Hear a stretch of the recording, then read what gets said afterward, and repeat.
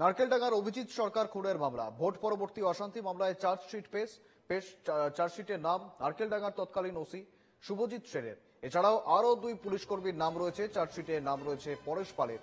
এছাড়াও নাম স্বপন সমাদ্দার ও কাউন্সিলর পাপিয়া ঘোষের। গতকালই চার্জশিট পেশ করেছে সিবিআই। যেমনটা জানাচ্ছিলাম, গতকালই চার্জশিট পেশ সিবিআই এর নারকেলডাঙ্গা অভিজিৎ সরকার খুনের মামলা এবং ভোট পরবর্তী অশান্তি মামলায় চার্জশিট পেশ। চার্জশিটে নাম নারকেলডাঙ্গার তৎকালীন ওসি শুভজিৎ সেনের।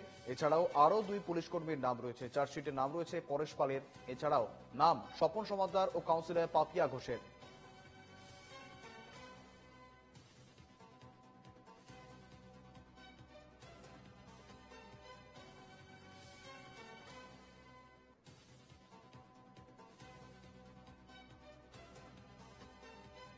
সঙ্গে রয়েছেন প্রতিনিধি সঞ্জনা লাহিড়ী। সঞ্জনা, ইতিমধ্যেই ভোট পরবর্তী হিংসা নিয়ে অভিজিৎ সরকার খুনের মামলায় চার্জশিট পেশ করেছেন সিবিআই। অন্যদিকে আমরা যদি মালদার ঘটনা দেখি, সেক্ষেত্রেও কিন্তু সিবিআই এর চার্জশিটে রীতিমতো দোষী সাব্যস্ত হয়েছেন শফিকুল ইসলাম। এবং এক্ষেত্রে অন্যদিকে নারকেলডাঙ্গার এই ঘটনায় ভোট পরবর্তী হিংসা, একই ঘটনা ভোট পরবর্তী হিংসা, সেক্ষেত্রেও পরেশ পালের নাম রয়েছে। এছাড়াও নাম রয়েছে একাধিক পুলিশ কর্মীর নাম রয়েছে।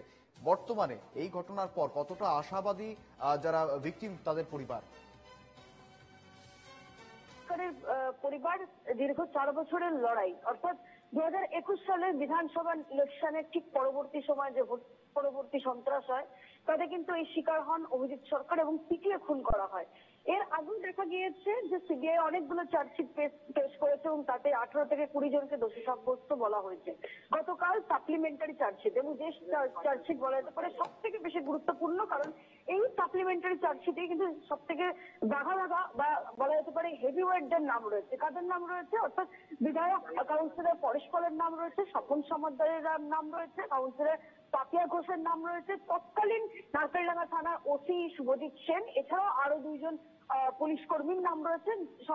সব মিলিয়ে এই সাপ্লিমেন্টারি চার্জশিটে 6 জনের নাম রয়েছে, তার মধ্যে 4 জনই হেভিওয়েট ব্যক্তি, এরকমটা বলাই যায়। কিন্তু সেই জায়গায় দাঁড়িয়ে আগামীকাল ফের সাক্ষী রয়েছে অভিজিৎ সরকারের দাদা বিশ্বজিৎ সরকারের, এবং কালকে কিন্তু আবারও বিচারক যে সমস্ত দিক বিচার বিবেচনা করে রায় দেবেন, এবং এই অর্ডারে বা সাজাতে কি হতে পারে সেটাই কিন্তু বর্তমানে এখন দেখার। কারণ 4 বছর ধরে এক বলা যেতে পারে যে লড়াইয়ের মধ্যে দিয়ে যেতে হয়েছে এই অভিজিৎ সরকারের পরিবারকে, কারণ লড়াই মোটেও সুমসৃণ ছিল না। যেহেতু দেখা যাচ্ছে যে বিরোধী রাজনীতি করে একজন মানুষকে বলা যেতে পারে যে পরবর্তী হিংসার শিকার হতে হয়েছে, এবং সেই জায়গায় শাসক দলের বিরুদ্ধে গিয়ে লড়াই করতে হয়েছে।